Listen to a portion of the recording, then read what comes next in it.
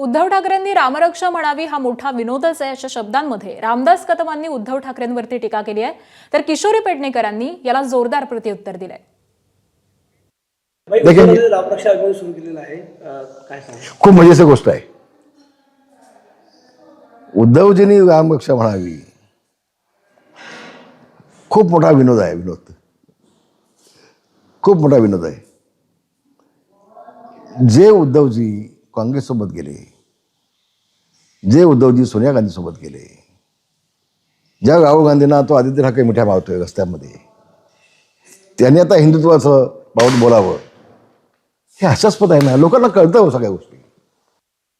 रामरक्षा काय रामदास कदमच्या बापाने लिहिली आहे हे बोलायला? कोणी दिला त्यांना अधिकार? अरे आधी तुला बोलता येते का? बघ, काही बोलता म्हणजे तुम्हाला अभय आहे केंद्रापासूनचं, म्हणून काही करा राहो, लाज बाळगा. त्या रामरक्षामध्ये ढुंगणाचं सोडलं आणि त्या CC कॅमेऱ्यावर टाकलं. ढुंगणाचं जे धोतर आहे ना ते सोडलं आणि CC कॅमेऱ्यावर टाकून चोऱ्या झाल्या.